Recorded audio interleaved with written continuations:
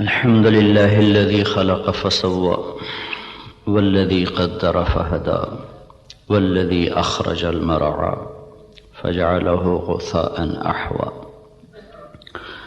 الحمد لله الذي خلق الخلائق بإرادته ودحى الأرض بمشيته واستوى على العرش بقوته. اللهم لا نحصي ثناء عليك أنت كما أثنيت على نفسك، وأشهد أن لا إله إلا الله وحده لا شريك له، وأشهد أن سيدنا ومولانا محمدا عبده ورسوله. أما بعد، فأعوذ بالله من الشيطان الرجيم. بسم الله الرحمن الرحيم. أفرأيتم ما تحرثون أأنتم تزرعونه أم نحن الزارعون لو نشاء لجعلناه حطاما فظلتم تفكهون إنا لمغرمون بل نحن محرومون. وقال تعالى: والشمس وضحاها والقمر إذا تلاها والنهار إذا جلاها والليل إذا يغشاها والسماء وما بناها والأرض وما طحاها ونفس وما سواها فألهمها فجورها وتقواها قد أفلح من زكاها وقد خاب من دساها. وقال النبي صلى الله تبارك وتعالى عليه وسلم: ألا فاعملوا وأنتم من الله على حذر واعلموا أنكم معروضون على أعمالكم فمن يعمل مثقال ذرة خيرا يره ومن يعمل مثقال ذرة شرا يره، أو كما قال صلی اللہ تبارک و تعالی علیہ وسلم. آپ حضرات کے ہاں یہ دستور ہے، جس کو بلایا جاتا ہے اس کے لیے خطبہ استقبالیہ ہوتا ہے. وہ عام طور پہ ایک میٹھا زہر ہے جو اس بیچارے کو پلا دیا جاتا ہے. اس کی حیثیت سے بڑھ کر اس کا تعارف کرایا جاتا ہے، اس کی حیثیت سے بڑھ کر اس کی تعریف کی جاتی. وہ پھر یہ سمجھنے لگتا ہے شاید میں واقعی ایسا ہی ہوں، پھر وہ اللہ کی نظروں سے گرنا شروع ہو جاتا ہے. اس لیے میں یہ ایک بات تو آپ سب حضرات کی خدمت میں عرض کروں گا. آج تو اللہ کو کوئی نہیں جانتا، میں کون ہوں جسے ہر کوئی جانتا ہے کہ مولانا طارق جمیل تعارف کے محتاج نہیں. میں تو ایک گندے نطفے سے بنا ہوا انسان، کل کو مٹی آج بھی مٹی، مٹ جانے والی شے. آج کی دنیا تو ایسی غفلت کی دنیا ہے کہ اللہ کوئی نہیں پہچانتا. اس وقت تو اللہ بھی محتاج تعارف ہو چکے ہیں. محتاج کا لفظ میرے آپ کے لیے نہ کہ اللہ کی ذات، کہ اللہ تو ہر چیز سے پاک ذات ہے، لیکن جو اس کو مانتے ہیں آج وہ بھی اللہ کو نہیں جانتے کہ اللہ کون ہے. تو میں اور آپ تو بڑے چھوٹے انسان ہیں، ہماری کوئی حیثیت نہیں ہے. تعارف ضرور کروایا جائے پر بڑے نپے تلے الفاظ کے ساتھ، جس سے اگلے کا مزاج خراب نہ ہو، بلکہ وہ بھی اپنی حیثیت میں رہے، اپنے دائرے میں رہے. ہمارے استاد صاحب رحمۃ اللہ علیہ جن سے بخاری پڑھی، وہ فرمایا کرتے تھے علم کی دو قسمیں ہیں. ایک وہ جو کسی کے ذریعے سے حاصل ہو، اس کو کہتے ہیں حصولی، حاصل ہوا. ایک وہ جو میں خود جانتا ہوں، اسے کہتے ہیں وجودی. وزن میں وجودی علم کی طاقت حصولی علم سے زیادہ ہوتی ہے. ایک چیز میں خود دیکھ رہا ہوں، ایک بتا رہا ہے، دونوں میں فرق ہے. شنیدہ کیبون مانند دیدہ، یہ ایک فارسی کی مثال ہے. اسی کو عربی میں لیس الخبر کالمعاینہ، دیکھا سنا برابر نہیں ہے. تو علم وجودی کی طاقت حصولی سے زیادہ ہوتی ہے، سوائے ایک جگہ کے. جب آدمی کی تعریف ہوتی ہے ان چیزوں کے ساتھ جو اس میں نہیں ہیں، تو وہ وہاں بیچارہ دھوکہ کھا جاتا ہے. وہ سمجھتا ہے یہ جو کہہ رہے ہیں نا ٹھیک ہی کہہ رہے ہیں، حالانکہ وہ اچھی طرح جانتا ہے کہ میں ایسا نہیں ہوں جیسا یہ کہہ رہا ہے. لیکن تھوڑی دیر کے لیے اس پر بھی ایک نشہ طاری ہو جاتا ہے، واقعی ایسا ہی ہوں. تو اس لیے میں نے یہ عرض کیا کہ کہ آپ لوگوں کی تو مجبوری، آپ کے پاس افسران آتے ہیں، ان کی تعریف نہ کرو تو پھر وہ آپ کو کوئی ڈونیشن نہیں دیں گے، ان کو آپ بڑھا چڑھا کے ارسطو نہ بناؤ، جعلی نوس نہ بناؤ۔ وہ پچھلے دنوں نا جب وہ حکومت نے تعلیم میٹرک تک مفت کا اعلان کیا تو میں سیالکوٹ میں ہماری جماعت گئی تھی، تو وہاں چاکنگ ہوئی تھی دیواروں پر، وقت کا سر سید پرویز الہی۔ میں نے کہا بھائی اس سے بڑی بےزتی سر سید کی اور نہیں ہو سکتی۔ جس آدمی نے تن من دھن قربان کر دیا امت کو کسی رخ پر لانے کے لیے اور اس گرداب سے نکالنے کے لیے کہ یہ کچھ دنیا کو بھی سمجھنے والے بنے۔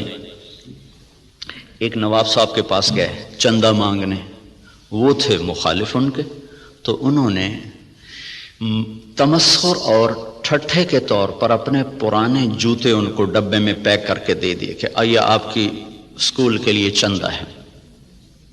وہ لے گئے علی گڑھ، کھول کے دیکھا تو پرانے جوتے، تو انہوں نے اس کو بازار میں فروخت کیا، وہ کوئی 4 آنے 8 آنے کے بکے، وہ جمع کر کے رسید کاٹ کر لیٹر میں ڈال کے بھیج دی کہ آپ نے جو ہمیں چندہ دیا تھا وہ ہم نے بازار میں بیچا، اس کے اتنے پیسے ہم نے وصول پائے، اس کی رسید آپ کی خدمت میں پیش کر رہا۔ جو آدمی ایسے ذلیل ہو کے کسی کنارے پہنچاؤ، وقت کا سر سید پرویز الہی، میں کہا اس سے بڑی بےزتی آج تک سر سید کی نہیں ہو سکتی۔ تو خیر یہ ہمارے موضوع کی بات نہیں تھی، لیکن مجھے اپنی جان بھی تو بچانی ہے نا۔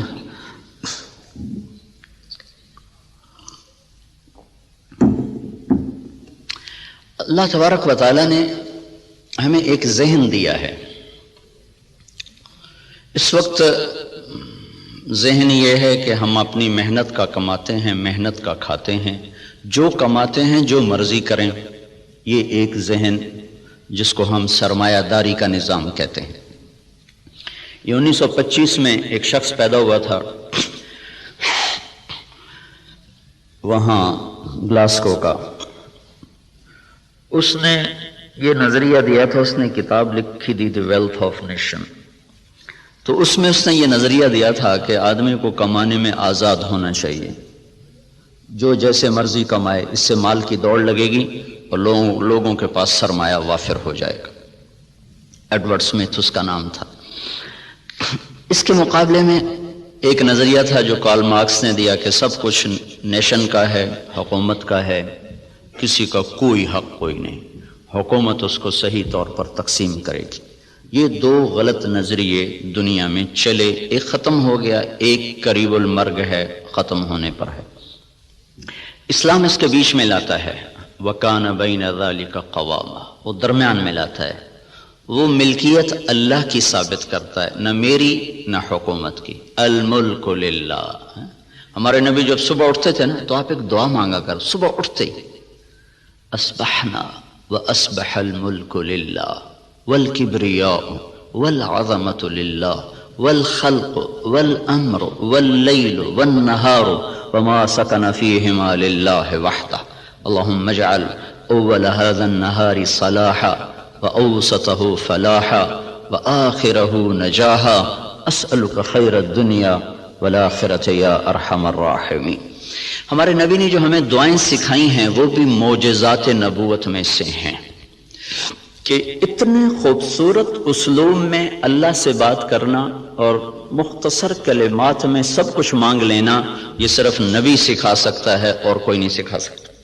تو صبح اٹھتے ہی کیا اعتراف عبودیت ہے، عبدیت ہے، اصبحنا واصبح الملک للہ، میرے رب ساری کائنات جس پر دن چڑھ رہا ہے وہ تیری ہی ہے، ساری عظمتیں جلال و کبریا وہ تیرے لیے ہے، ساری مخلوق سارا کچھ وہ تیرا ہی ہے، زمین آسمان جو اس کے درمیان ہے وہ سب کچھ تیرا ہے۔ جب سب کچھ تیرا ہے میں تیرا محتاج بن کر تجھ سے سوال کرتا ہوں، یا اللہ اس دن کا اول وہ فلاح بنا دے اور اس کے درمیان کو صلاح بنا دے، اس کے آخر کو نجات بنا دے۔ یہ تصور ہمیں اللہ کی طرف سے ملا ہے کہ جو کچھ میرے پاس ہے وہ بطور استحقاق نہیں، بطور امتحان ہے۔ یہ دو لفظوں میں راستے جدا ہو جاتے ہیں۔ میرے پاس جو کچھ ہے بطور استحقاق نہیں، بطور امتحان ہے۔ جو کچھ ملا، جس کو ملا، دینے والا کوئی اور ہے اور دیا جا رہا ہے اس کے امتحان کے لیے، اور عنقریب یہ اس سے واپس لے لیا جائے گا اور پھر اس کو ایک بہت بڑی عدالت میں پیش کیا جائے گا، پھر وہاں اس کے اچھے اور برے اعمال کو تولا جائے گا، پھر اس پر یا ہمیشہ کے لیے جنت کا فیصلہ ہوگا یا ہمیشہ کے عذاب اور جہنم کا فیصلہ ہوگا۔ ہمیں یہ بنیاد دی گئی ہے، ہم اس پر اپنی زندگی کی عمارت کو تعمیر کرتے ہیں۔ وہ بادشاہ وقت بھی ہے تو اگر وہ دین کو سمجھتا ہے تو وہ کبھی یہ دعویٰ نہیں کرے گا کہ ملک میرا ہے۔ یہ دعویٰ فرعونی ذہن کے لوگ کرتے ہیں، الیس لی ملک مصر وہذہ الانہار تجری من تحتی افلا تبصرون، مصر میرا ہے، نہریں میری ہیں، میں جو چاہے مرضی کروں۔ اس کے بدلے میں جس کو اللہ تعالیٰ ایمان کی دولت دیتا ہے وہ کہتا ہے ملک اللہ کا ہے، میں تو امانت دار ہوں، حکومت اللہ کی ہے، میں تو امانت دار ہوں، میں تو اس میں خیانت نہیں کر سکتا۔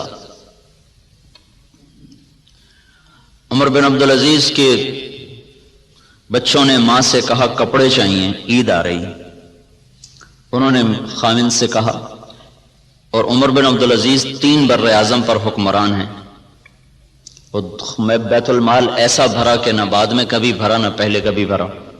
تو انہوں نے، بیوی نے عرض کیا کہ بچے کپڑے مانگ رہے ہیں، تو انہوں نے فرمایا میرے پاس تو پیسے کوئی نہیں۔ اس سے پہلے خلفاء نے خزانے کو استعمال کیا جیسے چاہا، انہوں نے اپنا سمجھ لیا تھا، دھوکہ کھا گئے۔ ایک ایمان والا آیا، اللہ سے ڈرنے والا آیا، اس نے کہا الملک للہ، کہا فاطمہ یہ تو دولت میری نہیں ہے، یہ تو امانت ہے، میرے پاس پیسے نہیں، میں کپڑے کہاں سے لے کر دوں؟ بیوی نے کہا اگلے مہینے کی تنخواہ ایڈوانس لو، میں اس سے کپڑے سی لوں گی، روٹی کا خرچہ میں گھر بیٹھے مزدوری کر کے نکال لوں گی۔ چلنے گئے، ہاں یہ میں کر سکتا ہوں۔ تو انہوں نے اپنے خزانچی کو بلا کے فرمایا کہ ہمیں اگلے مہینے کا خرچہ، اگلے مہینے کی تنخواہ ہمیں ایڈوانس دے دی جائے۔ تو خزانچی نے کہا اب مجھے اگلا مہینہ زندہ رہنے کی ضمانت دے دے، میں آپ کو تنخواہ دے دیتا ہوں۔ تو وہ چپ کر کے واپس آ گیا اور اپنی بیوی سے کہا فاطمہ، یہ فاطمہ عبد الملک کی بیٹی ہے، یہ عورت دنیاوی نسبت کے لحاظ سے اس جیسی معزز خاتون دنیا میں آج تک نہیں آئی، آئندہ کوئی آئے جائے تو پتہ نہیں، آج تک دنیاوی نسبت کے لحاظ سے اس خاتون جیسی کوئی عورت نہیں پیدا ہوئی۔ اس کا دادا بادشاہ تھا، اس کا باپ عبد الملک بادشاہ تھا، اس کے 4 بھائی ولید، سلیمان، یزید، ہشام، چاروں بادشاہ بنے، اس کا خامد عمر بن عبدالعزیز وہ بادشاہ بنا۔ یہ عورت 7 نسبتوں سے شہزادی تھی، دادے سے لے کر باپ، 4 بھائی، خامد، ایسی نسبت کی عورت آج تک نہیں پیدا ہوئی۔ اسے فرمایا فاطمہ بچوں سے کہہ دو کہ تمہارا باپ کپڑے لے کے نہیں دے سکتا، الملک للہ، ملک اللہ کا ہے۔ جب عید ملنے کے لیے خاندان کے لوگ آئے، بنو امیہ بڑے زوردار لوگ گزرے ہیں، تو جب لوگ آئے تو خاندان کے لوگ آئے تو بچے بھی ملنے کے لیے آئے، تو ان کے وہی خستہ حال کپڑے تھے۔ تو عمر کہنے لگے بیٹو تمہیں آج صدمہ تو ہوگا کہ تمہارے باپ نے تمہیں کپڑے لے کر نہیں دیے، اور آج تم اوروں کے سامنے کھڑے ہونے میں کچھ سبکی محسوس کر رہے ہو۔ تو ان کے بیٹے نے کہا عبد الملک نے کہ نہیں ابا جان، آج ہم عزت محسوس کر رہے ہیں کہ ہمارے باپ نے خیانت نہیں کی، ہم آج عزت محسوس کر رہے ہیں، ہمارے باپ نے خیانت نہیں کی۔ تو یہ نظریہ اسلام ہے کہ ملک اللہ کا ہے، جو کچھ دیتا ہے اللہ دیتا ہے، اور وہ بطور امتحان دیتا ہے، اور ہم اس میں امین ہیں، ہم اس میں امین ہیں، اور اس کو ہم ایسے استعمال کریں گے جیسے اللہ چاہتا ہے۔ ہم اسے ایسے استعمال نہیں کر سکتے جس سے میرا اللہ ناراض ہو یا اللہ کا رسول ناراض ہو، اور اس کے سامنے مجھے شرمندگی اٹھانی پڑے۔ اسی کو اس آیت میں بیان کیا گیا، افرأیتم ما تحرثون، یہ جو تم ریسرچ کر رہے ہو، اانتم تزرعونہ ام نحن الزارعون، یہ تمہارا اللہ تمہیں راہیں سجاتا ہے کہ تم اپنی طاقت سے کرتے ہو؟ یہ وہی نظریہ کہ جو کچھ ہے اللہ کا، بھائی ہماری کوشش ہے اس کو بارآور کرنے والا، اس کو پھل دینے والا وہ اللہ ہے۔ اانتم تزرعونہ، بولو تم ہو یہ زراعت کرنے والے، ام نحن الزارعون، یا ہم ہیں زراعت کرنے والے۔ ان اللہ فالق الحب والنوا، کسی سائنسدان میں یہ طاقت ہے کہ زمین میں پڑے ہوئے دانے کو پھاڑ کے دکھا دے؟ کسی میں یہ طاقت ہے کہ وہ جڑوں کو اپنے حکم کے ساتھ چلانا شروع کرے اور تنے کو اپنی طاقت سے اٹھانا شروع کرے؟ کسی میں یہ طاقت ہے کہ وہ زمین کی رگوں سے غذا کو سمیٹ کر درخت کو پہنچائے اور پھر اس کے اندر رنگ بھرے، اس کے اندر ذائقے بھرے، اس کے اندر مٹھاس بھرے اور اس کے اندر تاثیرات کو بھرے، اس کے اوپر چھلکے کو لائے، کسی کو کاشوں میں بھر دے، کسی کو دانوں میں بھر دے، کسی کو میں گٹھلی بنا دے، کسی کو بن گٹھلی کے بنا دے، کسی میں مٹھاس ڈال دے، کسی میں کھٹاس ڈال دے؟ تو آسمان والا دعویٰ کر رہا ہے لو نشاء لجعلناہ حطاما، میں چاہوں تو تمہاری کھڑی کھیتیوں میں سے پھل کھینچ دوں اور کھڑی کو بھوسا بنا دوں، فظلتم تفکہون، بیٹھے باتیں کرتے رہ جاؤ۔ انا لمغرمون، ارے قرضے چڑھ گئے بھائی، بل نحن محرومون، بلکہ سب کچھ چھپ گیا، مول ہی گیا۔ تو یہ ہمیں نظریہ قرآن دیتا ہے کہ ہم جو کچھ کرتے ہیں وہ اللہ کی امانت ہے، تائید ربانی شامل حال ہے، اللہ کا ہم ساتھ ہے، تب یہ قدم ہمارے اٹھتے ہیں۔ اس نظریے والے کی تحقیق اور ریسرچ پر بھی وہی کچھ ہوتا ہے جو ایک کافر کی ریسرچ پر ہوتا ہے۔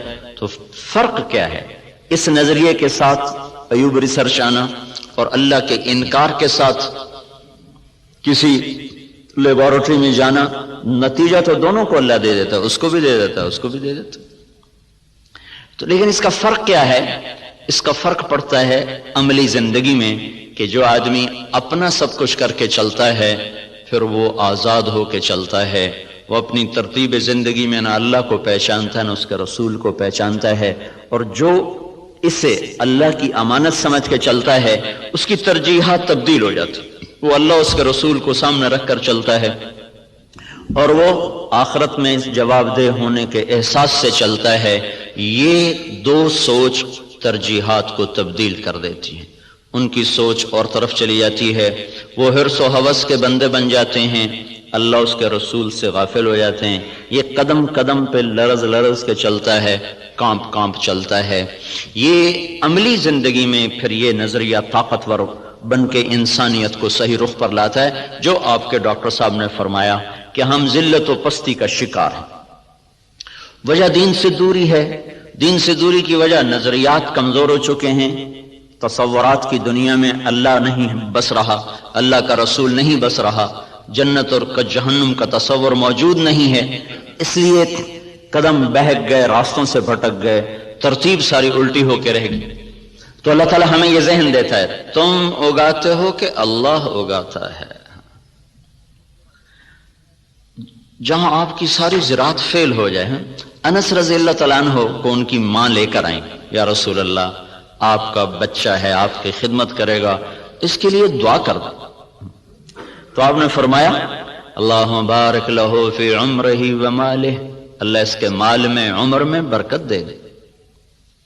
تو انس رضی اللہ تعالیٰ عنہ فرمایا کرتے تھے کہ اللہ تعالیٰ نے مجھے اتنی زندگی دے دی کہ اب میں زندگی سے تنگ آ گیا، اللہ کے نبی نے لمبی عمر کی دعا دی، اور ساری دنیا میں کھجور کا پھل سال میں ایک دفعہ پھلتا ہے، کھجور کا درخت، لیکن انس رضی اللہ تعالیٰ عنہ کا باغ سال میں 2 دفعہ پھل دیتا تھا۔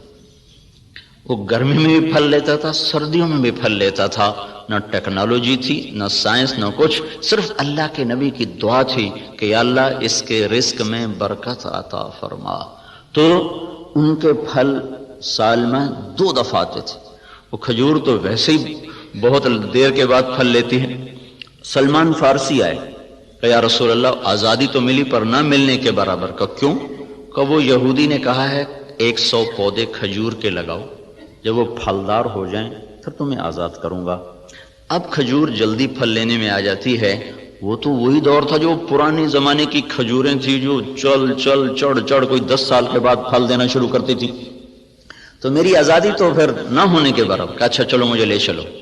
3-4 سال پہلے وہ جگہ میں دیکھنے گیا تھا جہاں وہ باغ تھا، انہوں نے باڑ لگائی ہوئی ہے، اس کے چاروں طرف باغ تو نہیں ہے، وہ خالی جگہ پر ہے وہاں موجود۔ تو آپ نے کھجور اٹھاتے اور لگا دیتے، کھجور اٹھاتے لگا دیتے۔ سال کے اندر اندر ساری کھجوریں بڑھ کے پھل دینے لگے، صرف 1 سال میں۔ ایک کھجور اٹک گئی، کہا یا رسول اللہ ایک کھجور نہیں اٹکی۔ کہا کیا ہوا؟ تو حضرت عمر بولے یا رسول اللہ وہ میں نے لگائی تھی۔ کہ تیرا بھلا ہو جائے، تو نے کیوں لگائی تھی؟ پھر آپ تشریف لے گئے، پھر آپ نے اپنے ہاتھ سے لگایا، سال کے اندر وہ پھلدار ہو گئی۔ اب یہاں ساری سائنس بھی فیل ہے، ٹیکنالوجی بھی فیل ہے۔ اَأَنْتُمْ تَزْرَعُونَهُ أَمْ نَحْنُ الزَّارِعُونَ، تم اگاتے ہو کہ تمہارا اللہ اگاتا ہے، تم زراعت کرتے ہو کہ تمہارا اللہ کرتا ہے۔ زراعت کو پانی کے ساتھ جوڑا ہے تو اللہ تعالیٰ فرمایا أَفَرَأَيْتُمُ الْمَاءَ الَّذِي تَشْرَبُونَ أَأَنْتُمْ أَنزَلْتُمُوهُ مِنَ الْمُزْنِ أَمْ نَحْنُ الْمُنزِلُونَ، یہ پانی تم بارش کا برساتے ہو کہ تمہارا اللہ برساتا ہے۔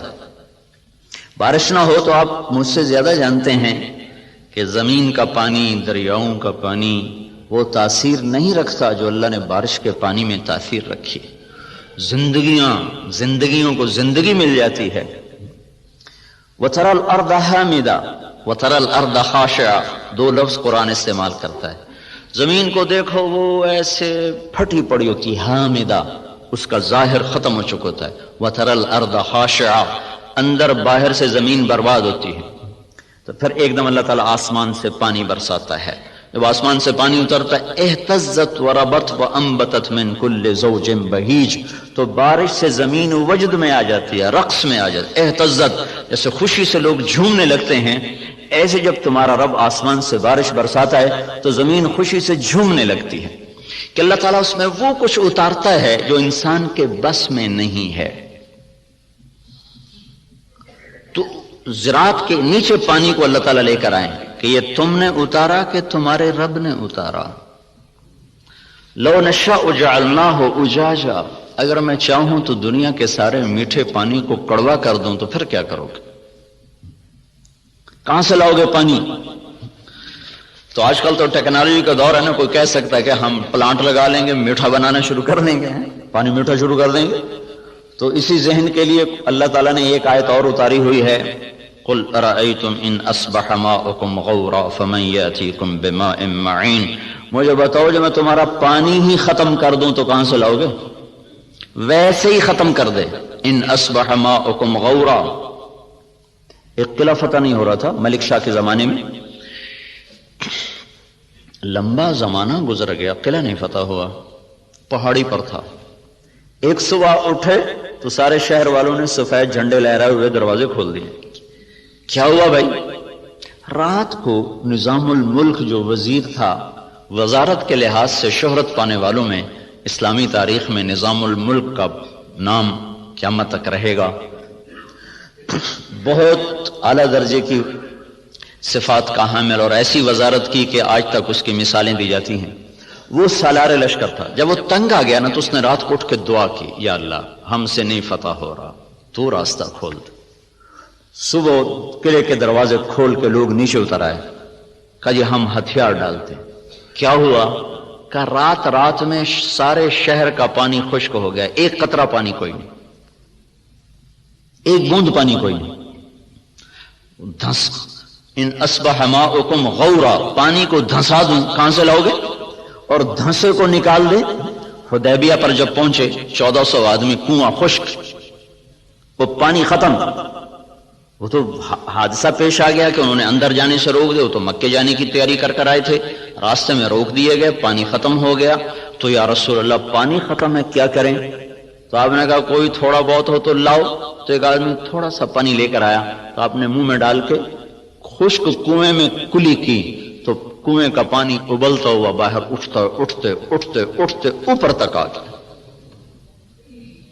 خشک کو اٹھا دیا،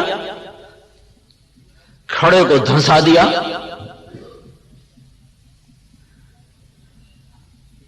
ایک شخص جا رہے، ابو الحسن نام مجھے پوری طرح یاد نہیں، راستے میں تھے جنگل میں، پیاس لگی، پانی کی تلاش میں کنویں پر پہنچے، دیکھا تو پانی نیچے، تو انہوں نے اپنے موزے کو اتارا، جوتے کو اتارا، وہ لمبا جوتا ہوتا تھا، اس کو پگڑی سے باندھ کر نیچے لٹکایا تو پانی نیچے تھا، وہاں تک جوتا نہیں جا سکا. تب پریشان ہو کے بیٹھ گئے، اب کیا کروں، پیاس سے جان جا رہی. اتنے میں کہ ہرن دوڑتا ہوا آیا، اس نے آ کر تیزی کے ساتھ پہلے یوں نیچے نظر دوڑائی تو پانی بہت نیچے، پھر سیدھا ایسے آسمان کو دیکھا، ایسے یوں دیکھنا تھا کہ پانی فوارہ مارتا ہوا منڈیر کے ساتھ آ کے لگ گیا. تو اس نے پیا، انہوں نے بھی پیا. تو ان کو دل میں خیال آیا، یہ کیا چکر ہے، یہ جانور اس کے لیے اتنا اکرام اور میں انسان اور ایمان والا، میرے لیے تو یہ ہوا نہیں، جانور کے لیے یہ ہو گیا. تو ایک آواز سنی تو رسی اور ڈول کے سہارے ڈھونڈتا رہا. اس نے سیدھا اپنے رب کو پکارا. اللہ پکارنے والوں کی ایسے ہی سنتا ہے.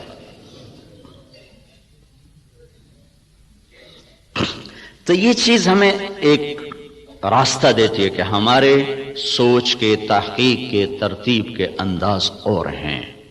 اللہ تعالیٰ جن چیزوں کو ہمارے اوپر لازم کرے گا انہیں ہمیں کرنا ہوگا. نماز اذان کے بعد بھی ڈاکٹر صاحب دفتر میں بیٹھے ہوں، ریسرچ کر رہے ہوں، تو یہ ساری ریسرچ زہر حلاحل ہے. اب اس کا انسانی خدمت سے تعلق ختم ہو چکا ہے.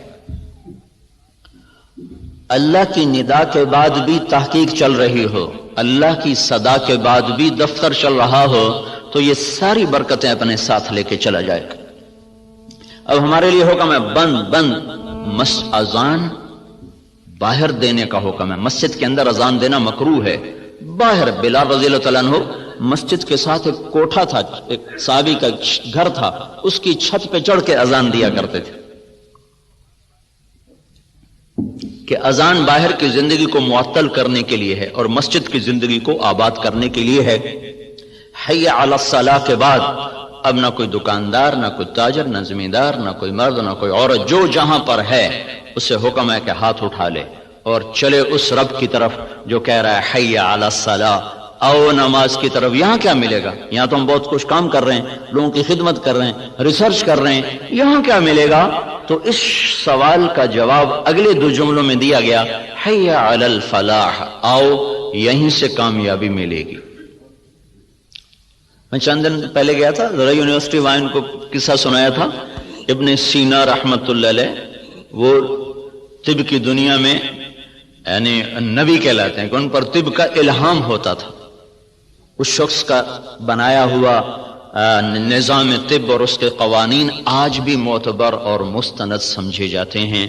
600-700 برس پہلے وہ شخص گزرا ہے جب اتنے آلات نہیں تھے، لیکن اس شخص میں ایک صفت تھی، جب کسی مسئلے میں اٹک جاتے تھے اور نہیں سمجھ میں آتا تھا تو چھوڑ کے نفل کی نیت باندھ کے کھڑے ہو جاتے اور سجدے میں سر رکھ کر کہتے، اے رب میرے اوپر اس مسئلے کو واضح فرما دے. سجدے میں پڑھ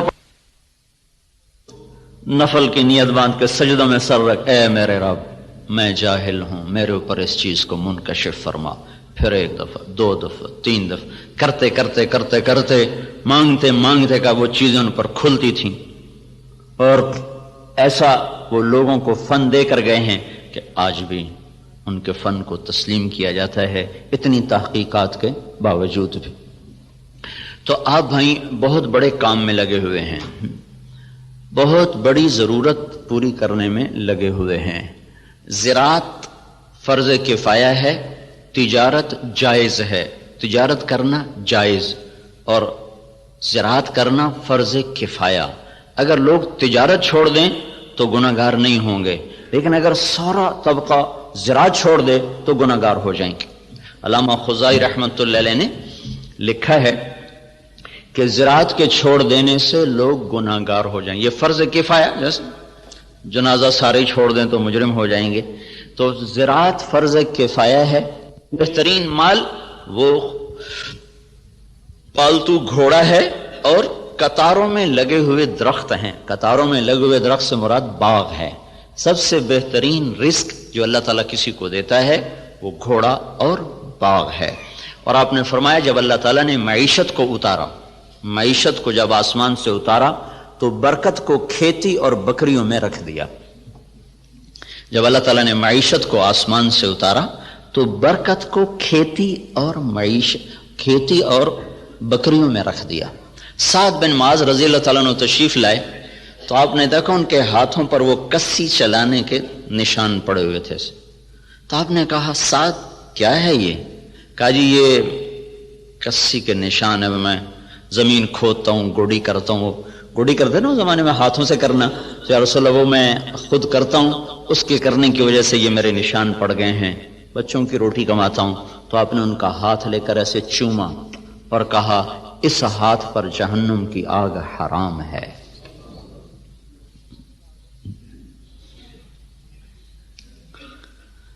تو آپ ایک بہت بڑے شعبے سے منسلک ہیں جو، اور اللہ تعالیٰ کے محبوب صلی اللہ علیہ وسلم کو باغ بہت پسند تھے. آپ اکثر جا کر انصار مدینہ کے باغ میں بیٹھا کرتے تھے.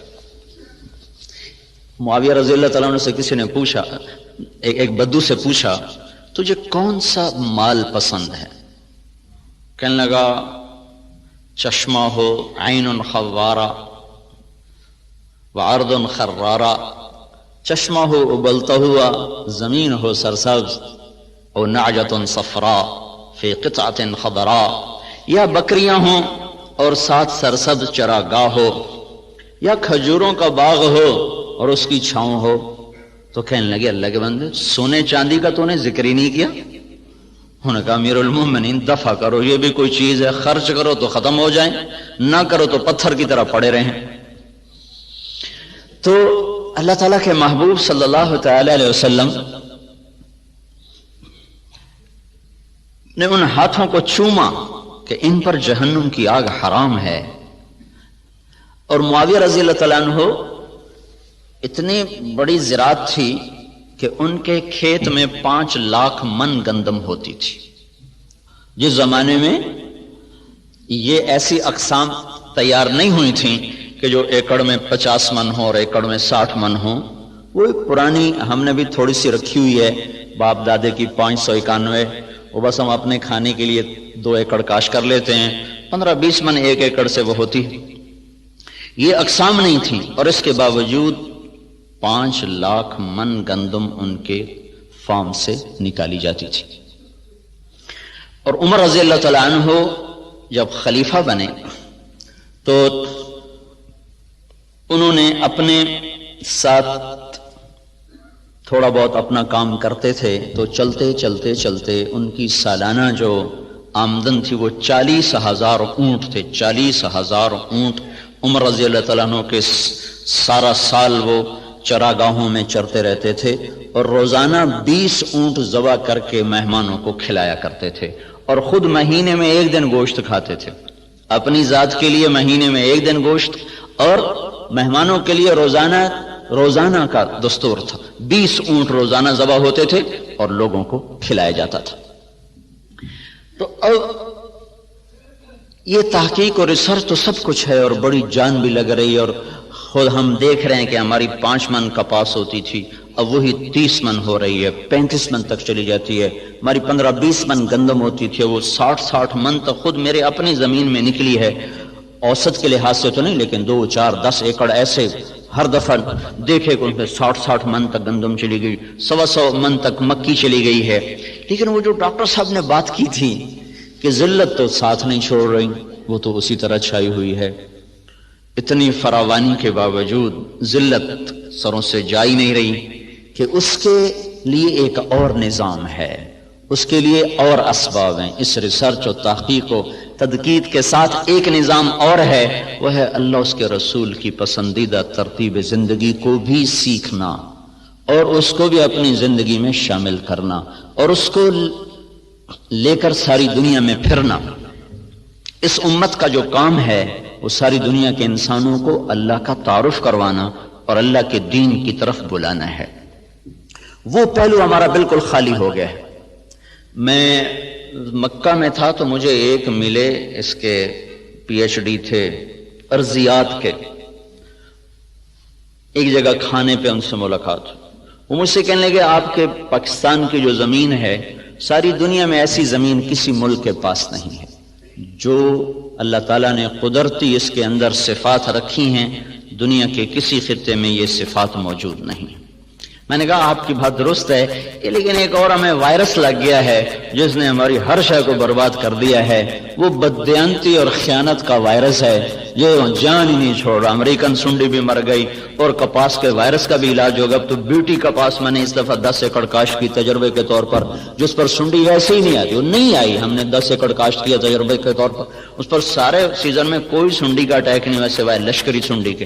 تو وائرس کو بھی کنٹرول ہو گیا، سنڈیاں بھی کنٹرول ہو گئیں، لیکن یہ جو بددیانتی کا وائرس لگا ہے یہ مصیبت خانہ بڑھتا ہی جا رہا ہے، بڑھتا ہی جا رہا ہے۔ جب تک یہ اندر سے نہیں نکلے گا اللہ تعالیٰ کی نظروں سے ہم گرتے رہیں گے، گرتے رہیں گے، گرتے رہیں گے۔ کہ محبوب پاک صلی اللہ تعالی علیہ وسلم کا ارشاد ہے اذا اتخذ الفیء دوبلا، جب میری امت میں حکومت کے افسران بددیانت ہو جائیں گے اور حکومت کے خزانے کو خود لوٹنا شروع کر دیں گے، والامانۃ مغنما، اور عوام الناس بھی بددیانت ہو جائیں گے، جس کے پاس امانت رکھی جائے گی وہ کھا جائے گا، والزکاۃ مغرما، اور مالدار لوگ بخیل ہو جائیں گے اور زکوٰۃ دینا چھوڑ دیں گے، وتعلم لغیر الدین، اور جب میری امت کے علماء کا رخ اللہ کی طرف بڑھنے کی بجائے بادشاہوں کی طرف بڑھنا شروع ہو جائے گا اور علم دین کو اللہ کی بجائے دنیا کے لیے حاصل کیا جانے لگے گا، وَأَطَاعَ الرَّجُلُ زَوْجَتَهُ، اور لوگ بیویوں کے فرما بردار ہو جائیں گے، وَعَقَّ أُمَّهُ، اور ماؤں کے نافرمان ہو جائیں گے، اور ادنا صدیقہ، دوست کو دیکھ کر باہیں پھیلا کر گلے سے لگائیں گے، وَأَقْصَى أَبَاهُ، باپ کو دیکھ کر ان کو دھکا دے کے راستے سے ہٹا دیں گے،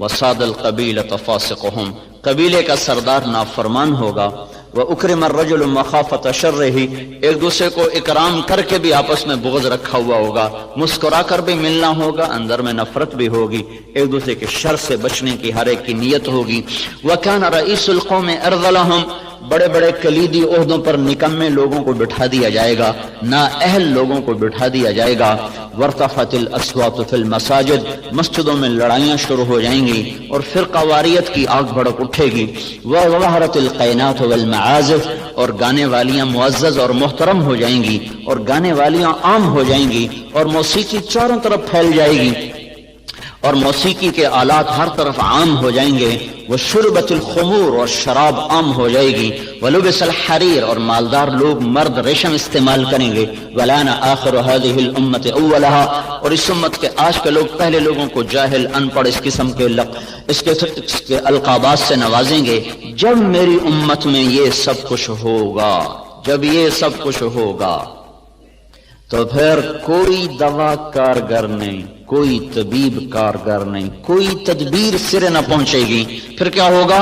فَلْيَرْتَقِبُوا عِنْدَ ذَلِكَ رِيحًا حَمْرَاءَ وَزَلْزَلَةً وَمَسْخًا وَقَذْفًا وَخَسْفًا وَآيَاتٍ مُتَتَابِعَاتٍ، پھر میری امت پر زلزلے آئیں گے، پھر میری امت پر ہوائیں پاگل بن کے ٹوٹ پڑیں گی، پھر ان کو زمین میں دھنسا دیا جائے گا، پھر ان پر پتھروں کی بارش ہوگی، پھر ان پر اوپر نیچے عذاب کے کوڑے برسیں گے، اس طرح عذاب آئیں گے جیسے تسبیح ٹوٹ جائے اور اس کے دانے ٹپ ٹپ ٹپ گرتے ہیں، ایسے اوپر نیچے اللہ کی طرف سے تنبیہات کا ایک نظام چلے گا۔ جب تک ان برائیوں سے یہ نکلیں گے نہیں، اس وقت تک انہیں کوئی اللہ کے ہاں عزت نہیں دلا سکتا، نہ یہ دنیا بنا سکتے نہ یہ آخرت بنا سکتے۔ کافر اور ہم میں فرق ہے، وہ جو مرضی کریں، اگر وہ دنیا کے اسباب کو ٹھیک استعمال کر لیں گے تو اللہ ان کے حق میں نتیجہ دے دے گا۔ وہ جو مرضی کریں، شراب پئیں، زنا کریں، جو مرضی کریں، سود کھائیں، اگر انہوں نے 2 اور 2 کو جمع کر دیا تو اللہ 4 کر دے گا۔ اگر ہم نافرمانی کے ساتھ ان سے بھی زیادہ دنیا کے میدان میں محنت کریں گے تو اللہ ہمارے نتیجے بند کر دے گا، 2 اور 2 کو 4 بھی نہیں ہونے دے گا، بیچ میں حائل ہو جائے گا۔ وَلَنُذِيقَنَّهُم مِّنَ الْعَذَابِ الْأَدْنَىٰ دُونَ الْعَذَابِ الْأَكْبَرِ لَعَلَّهُمْ يَرْجِعُونَ۔ تمہارا قانون اور ہے، ہم تمہیں تمہارے گناہوں پر دنیا میں جھٹکا دیں گے، تمہیں چھوٹے چھوٹے عذاب دیں گے، بڑا عذاب نہیں دیں گے تاکہ تم توبہ کرو۔ اور غیر مسلم کے لیے قانون ہے ذرہم یأکلوا ویتمتعوا ویلہہم الامل فسوف یعلمون، انہیں موت تک چھٹی دے دو، جو کرنا چاہتے ہیں یہ کر لیں، ان کی اکٹھی پکڑ موت کے بعد ہے۔ تو اس وقت مخلصین کی محنت دنیا کے میدان میں بھی ہے، دین کے میدان میں بھی ہے۔ آپ کے ریسرچ کرنے والے مخلص ہو کر جان کھپا کر دن رات لگ رہے ہیں اور دین کے میدان میں بھی مخلصین ہیں جو جان کھپا رہے ہیں، لیکن جو باہر کا مجمع ہے وہ باغی ہو چکا ہے، وہ اللہ کا نافرمان ہو چکا ہے۔ 100 میں 90 آدمی بے نمازی ہے، 95 آدمی بے نمازی ہے، 100 میں 5 آدمی اٹھ کے سجدہ کرتے ہیں۔ آپ اپنے ملازم کو سامنے بیٹھے کو 5 دفعہ بلائیں، بات سنو بات سنو بات سنو، وہ ایک دفعہ سر اٹھا کے بھی نہ دیکھے تو آپ کا کیا رویہ ہوگا اس کے ساتھ؟ اور اللہ تعالیٰ روزانہ 5 دفعہ سورے فضاؤں میں ارتعاش پیدا ہو جاتا ہے، حی علی الصلاۃ حی علی الصلاۃ حی علی الصلاۃ۔ نہ ریڑھی والا اٹھتا ہے، نہ سائنسدان اٹھتا ہے، نہ تاجر اٹھتا ہے، نہ مزدور اٹھتا ہے۔ 95 آدمی بغاوت کا جھنڈا بلند کیے ہوئے ہوں۔ 700 دفعہ جس حکم کو قرآن میں پھیرایا گیا ہو، ایمان کے بعد عبادات میں سب سے زیادہ جس چیز کا تذکرہ ہے وہ نماز ہے۔ 700 دفعہ اس کا تذکرہ قرآن میں ملتا ہے۔ ایک سجدے کا انکار شیطان نے کیا، ہمیشہ کے لیے مردود ہوا۔ تو 700 دفعہ جس حکم کو اتارا گیا اور پھر اسے توڑا جائے، اور نماز کو اللہ تعالیٰ نے عرش پر بلا کر بطور تحفہ کے عنایت فرمایا، اور اس کی عظمت اور اہمیت کو دل میں بٹھانے کے لیے 50 نمازیں دیں، دینی 5 ہی تھیں، 50 سے ابتدا کی، یہ بات بتانے کے لیے کہ بہت بڑا کام تمہیں دیا جا رہا ہے اور تمہارا کام یہ ہے کہ بیٹھ کے اپنے رب کی بندگی کرو۔ پھر گھٹاتے ہوئے 5 کٹھی کی دیر، چلو بھائی 45 معاف 5، ایک دفعہ گئے 5 معاف ہوئے، پھر گئے 5 معاف ہوئے، پھر گئے کہاں سے؟ چھٹے آسمان سے واپس جاتے تھے سدرۃ المنتہا، چونکہ موسیٰ علیہ السلام چھٹے آسمان پر تھے۔ اللہ ہی نے سارا نظام چلایا، موسیٰ علیہ السلام کو کھڑا کر دیا، ملاقات کروا دی، کیا ہوا کہ 50 نماز، بہت زیادہ ہیں، آپ واپس جائیں۔ کون پڑھے گا؟ واپس گئے، اچھا چلو بھائی 5 معاف ہیں، پھر واپس آئے، کیا ہوا؟ 5 نہیں بہت زیادہ ہیں، واپس جائیں، پھر 5 اور جب 5 رہ گئیں تو موسیٰ علیہ السلام نے پھر کہا یا رسول اللہ زیادہ ہیں، واپس جائیں۔ کوئی نہیں پڑھیں گے ایوب ریسرچ والے، واپس جائیں، 2-4 ہی پڑھیں گے، باقی سارے چائے پیتے رہیں گے۔ یا رسول اللہ واپس جائیں، کہا نہیں اب مجھے شرم آتی، اب نہیں جاتا ہوں۔ آپ کو ڈر یہ تھا کہ 5 معاف ہو رہی، کہیں یہ بھی نہ معاف ہو اور میری امت محروم ہو جائے۔ تو موسیٰ علیہ السلام نے کہا چلیں ٹھیک ہے، میری امت پہ تو 2 فرض ہوئی تھی، انہوں نے وہ بھی نہیں پڑھی تھی، آپ کی امت 5 کیسے پڑھے گی؟ انہوں نے چونکہ تجربہ کیا تھا، وہ اپنے تجربے کی بنیاد پہ بول رہے تھے۔ بنو اسرائیل پہ 2 نمازیں فرض تھی، فجر کی 2 رکعت، عصر کی 2 رکعت، بس، باقی نفل کو جتنے مرضی پڑھے 2 نماز، اور اس میں رکوع کوئی نہیں تھا، اللہ اکبر سیدھا سجدے میں، اور اس میں تلاوت کوئی نہیں تھی، جو کہ اپنی کتاب تو یاد ہی نہیں کر سکتے تھے۔ تورات زبور انجیل نے مٹ جانا تھا تو اللہ نے اس کا نظام ایسا بنایا کہ اس کو یاد کو نہیں کر سکتا تھا، تو لہٰذا ان کی نماز میں تسبیح ہوتی تھی، سبحان اللہ سبحان اللہ سبحان اللہ، جو بھی ان کی زبان میں تھا، الحمدللہ اللہ اکبر، وہ تسبیح پڑھتے رہتے تھے اور پھر سیدھے سجدے میں چلے جاتے تھے۔ اللہ تعالیٰ نے ہماری نماز کو مزین کیا قرآن کی تلاوت کے ساتھ۔ قرآن کو باقی رکھنا تھا تو اس کے حافظ پیدا فرما دیے۔ دنیا میں واحد کتاب ہے جو بن سمجھے یاد کی جاتی ہے، بن سمجھے یاد کرائی جاتی ہے۔ یاد کرنے والا بچہ ہے پاکستانی جس کو پتہ ہی نہیں میں کیا یاد کر رہا ہوں، یاد کرانے والا استاد قاری ہے جس نے عربی کو نہیں پڑھا، اسے کچھ پتہ نہیں میں کیا یاد کرا رہا ہوں، اور اس کی تنخواہ اتنی تھوڑی ہے کہ وہ بیمار ہو جائے تو نزلے کی دوا بھی اپنی تنخواہ میں سے نہیں لے سکتا۔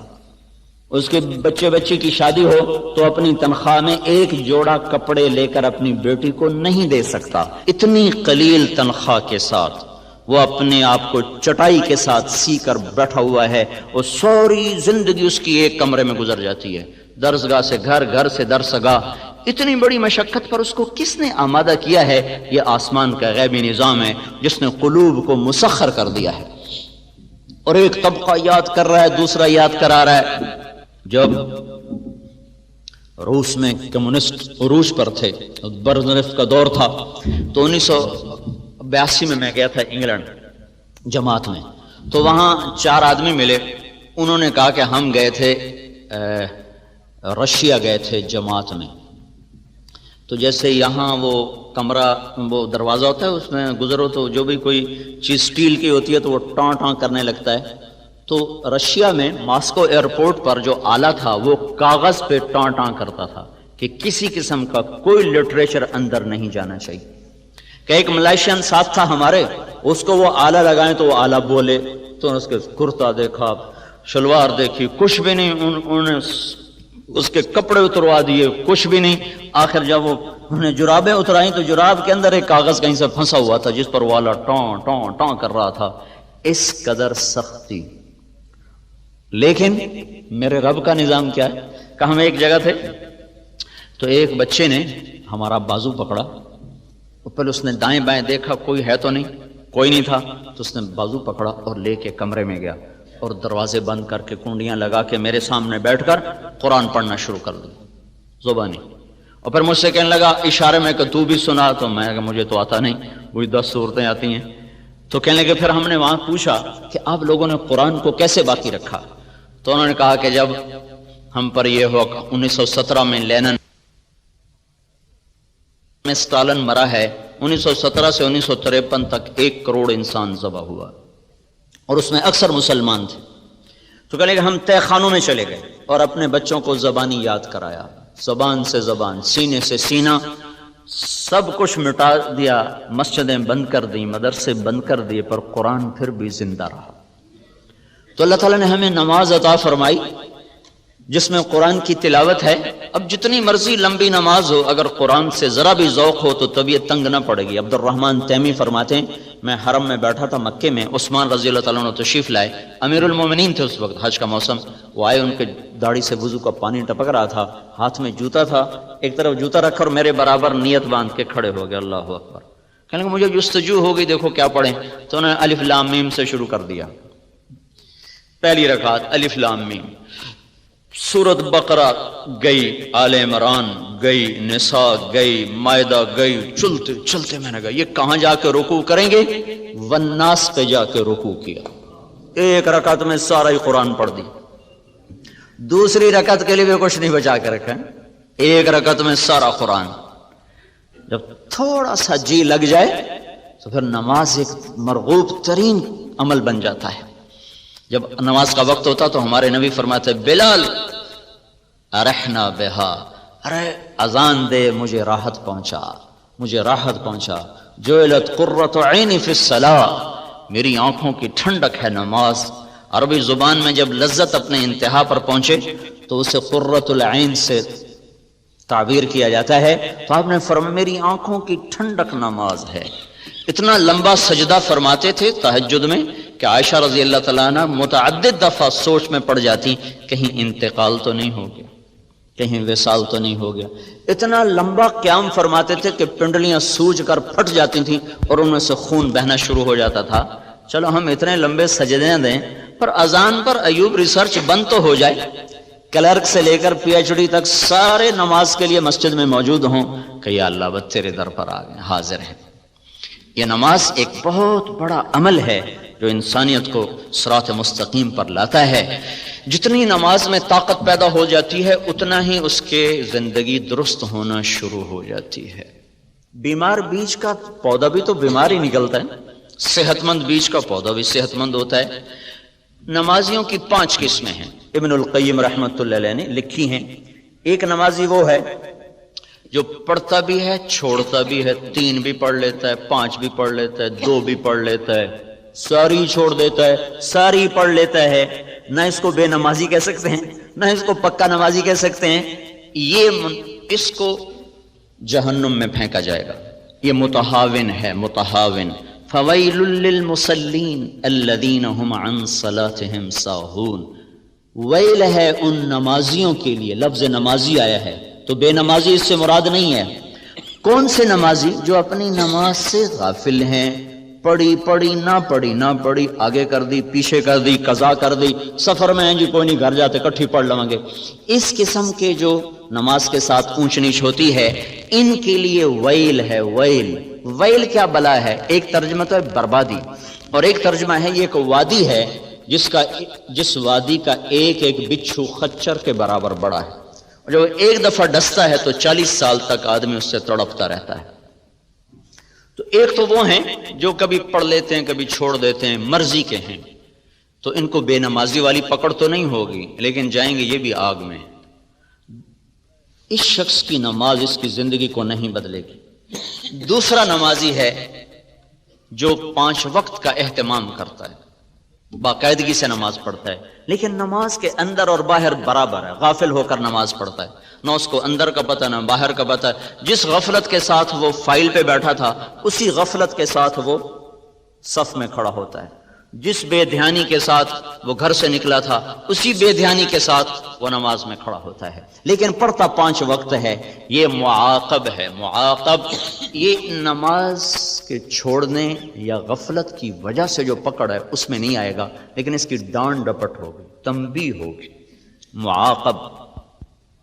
اس کی نماز بھی اس کی زندگی پر اثر انداز نہیں ہوگی۔ اس میں وہ جواب آ گیا ہے جو نماز پڑھ کے بھی لوگ رشوت لیتے ہیں، نماز پڑھ کے بھی لوگ گالیاں دیتے ہیں، نماز پڑھ کے بھی لوگ یہ کرتے ہیں۔ ایسی نماز کا کیا فائدہ؟ یہ بات تو غلط ہے۔ ایسی نماز کا فائدہ یہ ہے کہ نماز نہ پڑھنے کی سزا نہیں ملے گی، گالی دینے کی سزا ملے گی، نماز نہ پڑھنے کی سزا ملے گی۔ یہ اس سے بدرجہ بہتر ہے جو گالیاں بھی دیتا ہے نماز بھی نہیں پڑھتا، 2 جرم ہو گئے۔ جو رشوت بھی لیتا ہے نماز بھی نہیں پڑھتا، اس کے 2 جرم ہو گئے۔ قرآن کا دستور ہے فَمَن يَعْمَلْ مِثْقَالَ ذَرَّةٍ خَيْرًا يَرَهُ وَمَن يَعْمَلْ مِثْقَالَ ذَرَّةٍ شَرًّا يَرَهُ۔ رائی کے برابر اچھائی کر لو تو اس کا اجر ملے گا، رائی کے برابر برائی کر لو تو اس کی سزا ملے گی۔ اب اس میں سے اللہ جس کو چاہے معاف کر دے۔ تو یہ ایک ہمارے ہاں بات چلی، کیا فائدہ جی ایسی نماز کا، کیا فائدہ ایسی نماز، ایسے حج کا کیا فائدہ، ایسے روزے کا کیا فائدہ، سارا دن ہیرا پھیری کرتے ہیں، ایسے روزے کا کیا فائدہ؟ اس روزے کا اتنا فائدہ ہے کہ نہ پڑھنے نہ رکھنے کی سزا نہیں ملے گی، یہ فائدہ ہے۔ یہ کوئی تھوڑا فائدہ نہیں، بہت عظیم فائدہ ہے، بہت بڑا فائدہ ہے۔ تو کسی گناہ کی وجہ سے کسی نیکی کو چھوڑنے کا حکم نہیں ہے، اور کسی نیکی کے غرور میں آ کر کسی گناہ کے کرنے کا حکم نہیں ہے۔ افراط و تفرید سے بچ کر چلنے کا نام اسلام ہے۔ کسی نمازی سے کوئی غلطی ہو جائے، تیری نماز کا کیا فائدہ؟ کوئی داڑھی والا غلطی کر لے تو داڑھی رکھ کے جھوٹ بولتا ہے، تو میں کہتا ہوں اچھا داڑھی منڈانے سے پھر جھوٹ بولنا حلال ہو جاتا؟ اور ساڑھی تا جی خیر ہے تسی داڑھی رکھ کے جھوٹ بولی جاندے ہو، کیوں؟ تیرا کلمہ میرا کوئی وکھرا ہے؟ بھائی جھوٹ کا حرام ہونا داڑھی کی وجہ سے تو نہیں، جھوٹ کا حرام ہونا تو کلمے کی وجہ سے ہے۔ سچ کی پابندی داڑھی کی وجہ سے نہیں ہے، سچ کی پابندی تو کلمے کی وجہ سے۔ عدل و انصاف کا تقاضا کلمے کی وجہ سے ہے نا کہ داڑھی کی وجہ سے۔ ان کا جی داڑھی رکھ کے گناہ کریں پھر بڑی بری بات ہے، تو میں نے کہا کلمہ پڑھ کے جو گناہ کرتے ہو وہ بری بات نہیں۔ شرم و حیا کے تقاضے کلمے کے ساتھ متعلق ہے، شرم و حیا کا جوڑ کلمے کے ساتھ، اور جتنے بھی حلال و حرام کے ترازو ہیں وہ کلمے کے ساتھ ہیں۔ اس کا حصہ ہے داڑھی، یعنی کہ داڑھی کی وجہ سے شریعت زیادہ سخت ہو گئی ہے، یا نماز کی وجہ سے میرے اوپر حکم زیادہ ہیں اور آپ کے اوپر کم ہیں، داڑھی رکھنے کی وجہ سے میرے اوپر سچ بولنا فرض عین ہو گیا اور نہ رکھنے کی وجہ سے میرے لیے حلال ہو گیا، یہ بات تو نہیں ہے۔ تو دوسرے درجے کا نمازی جو ہے تو پابند لیکن غافل ہو کر پڑتا ہے۔ تیسرا درجہ نمازی وہ ہے جو نماز کا اہتمام بھی کرتا ہے اور کوشش بھی کرتا ہے کہ میں ٹھیک ٹھیک پڑھوں، اللہ کے دھیان سے پڑھوں، تو کبھی گھر کے سامنے کبھی اللہ کے سامنے، بس اس طرح وہ گھومتا رہتا ہے، ڈولتا رہتا ہے، کبھی ادھر کبھی ادھر کبھی ادھر کبھی ادھر، لیکن کوشش کرتا رہتا ہے۔ یہ معفو عنہ، یہ ہے جس سے اللہ درگزر فرمائے گا کہ ٹھیک ہے کوشش کی ہے، کوشش کی ہے۔ ابھی تک نماز پر جو قرآن کے وعدے ہیں، تنہا عن الفحشاء والمنکر ونحن نرزقك والعاقبۃ للتقوی وقد افلح المؤمنون الذین هم فی صلاتهم خاشعون، کامیاب ہو گئے نماز پڑھنے والے اور رزق ملے گا نماز پر اور برائی سے نکل جاؤ گے نماز پر۔ ابھی وہ درجہ نہیں آیا، چوتھا درجہ آ گیا ہے، وہ جس پر نماز اپنی طاقت کے ساتھ ابھر کر آتی ہے۔ وائرس سے بچی ہوئی نماز ہے. وہ کیا ہے، جب آدمی کہتا ہے اللہ اکبر تو اس کے بعد وہ سب سے کٹ جاتا ہے اور صرف اللہ کی ذات کے سامنے وہ مگن ہو کے کھڑا ہو جاتا ہے. یہ ہے قرآن کا مخاطب نمازی. اور یہ وہ نماز ہے جو اس کو برائی سے بھی روکے گی، بے حیائی سے بھی روکے گی. یہ وہ نماز ہے جو اس کے ناممکن کو ممکن کر کے دکھا دے گی. اس نماز پر وہ نظام چل سکتا ہے جو ساری دنیا کے انسان نہیں چلا سکتا، کہ اللہ اکبر پھر اور کوئی یاد نہ رہے، پھر بس اللہ ہی ہو.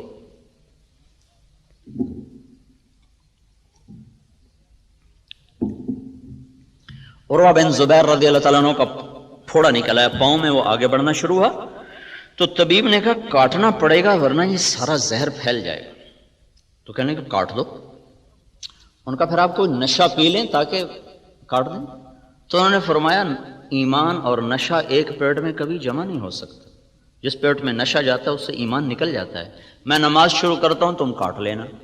تو ایسے بیٹھ کر انہوں نے پاؤں یوں کر کے پھیلا دیا اور نماز کی نیت باندھ کے بیٹھ گئے. تو اس زمانے میں وہ تیز دھار آلے سے کاٹتے تھے، پھر اس پر گرم تیل پھینکتے تھے تاکہ سارے اوپر والے زخم جل جائیں اور خون بہنا بند ہو جائے. تو اتنے دو تکلیف دہ عمل، پہلے کاٹا گیا پھر تیل ڈالا گیا پھر پٹی، اس سب کے دوران ان کے جسم میں جنبش بھی نہیں ہوئی. سلام پھیرنے کے بعد فرمانے لگے مجھے کچھ پتہ نہیں چلا تم نے کب کاٹا اور کیسے کاٹا. پھر اپنے پاؤں کو دیکھ کر فرمایا اے اللہ تو گواہ رہنا میرا یہ پاؤں کبھی بھی تیری نافرمانی میں نہیں اٹھا. یہ وہ نمازی ہے جس کی نماز پر اللہ تعالیٰ کے وعدے ہیں، نماز پڑھو گے یہ ہو جائے گا، نماز پڑھو گے دروازے کھل جائیں گے، نماز پڑھو گے جنت مزین ہو جائے گی، نماز پڑھو گے فتوحات کے در کھلیں گے، نماز پڑھو گے رزق کھلے گا، نماز پڑھو گے برائی سے نکلو گے، نماز پڑھو گے اللہ کی غیبی تائید تمہیں شامل ہو جائے گی، نماز پڑھو گے ناممکنات تمہارے لیے ممکن ہو جائیں گی. یہ وہ مقام ہے جہاں پر آ کر اللہ تعالیٰ کا غیبی نظام حق میں ہو جاتا. پانچواں درجہ ہے جو بہت خال خال لوگوں کو ملتا ہے، جو اللہ کے نبی نے فرمایا تھا کہ نماز آنکھوں کی ٹھنڈک بن جائے، نماز راحت بن جائے، نماز ساری تھکن دور کر دے. جعلت قرۃ عینی فی الصلاۃ، نماز آنکھوں کی ٹھنڈک بن جائے. یہ مقربین لوگ، وہ 22ویں گریڈ کے لوگوں کو یہ نماز ملتی ہے. جب وہ اللہ اکبر کہتے ہیں تو پھر وہ ساری دنیا سے غافل ہو جاتے ہیں. ابو ریحانہ رضی اللہ تعالیٰ عنہ جہاد کے سفر سے واپس آئے، یا کسی سفر سے، صرف سفر کا لفظ ہے. تو جب رات کو کمرے میں بیوی کے ساتھ خلوت میں آئے تو کہنے لگے 2 نفل پڑھ لوں پھر بیٹھتا ہوں. کہنے لگے پڑھ لو. 2 نفل جو شروع ہوئے، رات ڈھلتے ڈھلتے ڈھلتے ڈھل گئی اور ابو ریحانہ کے نفل ختم نہ ہوئے، یہاں تک کہ مؤذن کی اذان پر جا کر انہوں نے نماز ختم کی، سلام پھیرا تو ان کی بیوی نے کہا ابو ریحانہ یہ کیا جفا ہے، پہلے سفر کی جدائی، پھر کمرے میں رہ کر یہ میرے اوپر زیادتی، کیا میرا حق نہیں تھا؟ کہنے لگے مجھے اللہ کی قسم میں بھول گیا. کہنے لگے اللہ کے بندے ایک کمرے میں بیٹھ کر تو کیسے بھول گیا؟ یہ ہمارے تو لوگ چلے میں جاتے ہیں نا، وہاں بھی روز فون بیویوں کو کرتے ہیں، کیا ٹھیک ہے آج کی پکائے نے، کیا آج پالک پکائی. چلے میں جا کر بھی یہ جو موبائل فون روز روز. ایک مولوی صاحب سال لگا رہے تھے میرے پاس، کہنے کہ بیوی کا خط نہیں آ رہا، بڑا پریشان. میں نے کہا اچھا ٹھیک ہے دعا کرو. تو کوئی 15-20 دن گزرے تو میں گزرا تو وہ مولوی صاحب جو تھے نا ایسے لیٹے ہوئے، امریکہ سے آئے تھے سال لگانے کے لیے جماعت، تو لیٹے ہوئے لیٹے لیٹے ہنس رہے تھے. اب یقین مانے مجھے کچھ پتہ نہیں، لیکن میں نے اندازہ لگایا کہ لگتا ہے خط آ گیا. میں نے کہا مولوی صاحب کیا بیگم کا خط آ گیا؟ کہنے لگے ہاں آ گیا. اور یہاں ایک کمرے میں ان کو یاد ہی کوئی نہیں ہوا میرے پاس کوئی ہے. تو وہ کہنے لگی اللہ تیرا بھلا کرے، تجھے میں کیسے بھول گئی، تیرے برابر تو بیٹھی ہوں. کہنے لگے جب میں نے قرآن پڑھنا شروع کیا تو میرے آگے جنت کھل گئی، مجھے کچھ یاد نہیں رہا. یہ بھی نماز کا ایک درجہ ہے. پر چلو یہ نہ صحیح، اتنا تو ہو، کوئی ادھیڑ بن تو ہو، کچھ ادھیڑ بن تو ہو. ادھیڑنا ہی ادھیڑنا، بخیے ادھیڑ کے رکھ دیے، کچھ بنے کچھ ادھڑے، اتنی تو ہو جائے نماز کبھی اللہ کے سامنے کبھی گھر کے سامنے، جب ایسی نہ پڑھ سکیں تو پھر بعد میں اس لیے تو ہے جب آپ سلام پھیرتے تو کہتے تھے اللہ اکبر، پھر کہتے تھے استغفر اللہ استغفر اللہ استغفر اللہ، میرے مولا مجھے معاف کر دے، مجھے معاف کر دے، مجھے معاف کر دے۔ کون سا گناہ کیا ہے جس پر معافی مانگی جا رہی؟ یہ کیا ہے کہ جیسے تیرے سامنے کھڑا ہونا تھا میں نہیں کھڑا ہو سکا، مجھے معاف کر دے۔ جیسے تیرے سامنے سجدوں کی ضرورت تھی میں ویسے سجدے نہیں کر سکا، یا اللہ تو مجھے معاف کر دے۔ تو اللہ تعالیٰ آپ کو وہ سجائے گا، وہ علم آپ پر کھولے گا کہ جیسے آج کا یہاں کا بڑا ڈاکٹر وہ ہے جو یورپ سے امریکہ سے ڈگری لے کر آ رہا ہو، پھر ایک وقت آپ اپنی آنکھوں سے دیکھیں گے کہ وہاں سے دنیا اڑ اڑ کر آئے گی اور آپ سے سیکھے گی کہ ہمیں بھی بتاؤ۔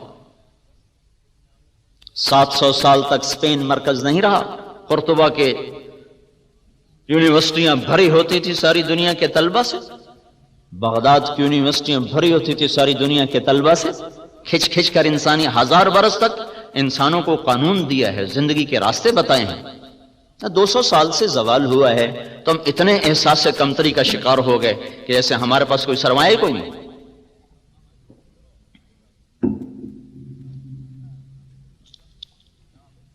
تو میرے بھائیوں، ان جو میں نے 15 باتیں اللہ کے محبوب کی بتائیں، جب یہ باتیں امت میں آ جائیں تو ان پر مخلصین بھی ہوں، موحدین بھی ہوں، مصدقین بھی ہوں، جان کھپانے والے بھی ہوں، جب تک معاشرے کا رخ اللہ کی طرف نہیں پھرتا تو یہ ساری محنتیں ان کو اجر ملے گا۔ معاشرے کا رخ خیر کی طرف پھرے بغیر اللہ کا غیبی نظام ہمارے حق میں نہیں ہو سکتا۔ تو 95% معاشرہ تو باغی ہے، تو ایسے معاشرے کو جیسے کھرے بیج کی تلاش ضروری ہے، کھرے انسان بنانے بھی ضروری ہے۔ صرف بیج بنانے سے کام نہیں بنے گا، اس کے ساتھ ساتھ انسانوں کو بنانا بھی ضروری ہے۔ تبلیغ میں یہ ایک تصور دیا جا رہا ہے انقلاب کا کہ اللہ تعالیٰ نے دین کو، کلمے کو ہمیشہ جو قرآن میں تشبیہ دی ہے نا، وہ دی ہے کبھی درخت کے ساتھ کبھی باغ کے ساتھ۔ مثل کلمۃ طیبۃ کشجرۃ طیبہ اصلها ثابت وفرعها فی السماء کزرع اخرج شطأه فآزره فاستغلظ فاستوى على سوقه۔ کھیتی سے تشبیہ دی ہے، درخت سے تشبیہ دی ہے۔ اسلامی انقلاب کوئی ایسا نسخہ نہیں ہے کہ میرے ہاتھ میں طاقت آئے اور میں سب لوگوں کو سیدھا کر دوں، ایسا کوئی نسخہ اسلام میں کوئی نہیں ہے۔ آپ مجھ سے یہ مطالبہ کریں مولوی صاحب کل تک ڈاکٹر افضل والی ڈگری لے لو ورنہ تیرا سر اڑا دیا جائے گا، یا تجھے 10 کروڑ دیا جائے گا، دونوں چیزیں میرے لیے بیکار ہیں۔ کہ ڈاکٹر افضل صاحب کی ڈگری ایک محنت کا نام ہے، نہ کہ ایک لیبل کا نام ہے، اس پر ان کی پچھلے 30 برس کی محنت ہے، تب جا کر وہ ایک سطح پر پہنچے ہیں۔ مجھ سے آپ کیسے کہہ سکتے ہیں کہ میں 30 برس کو ایک دن میں طے کر لوں؟ نہیں ہو سکتا۔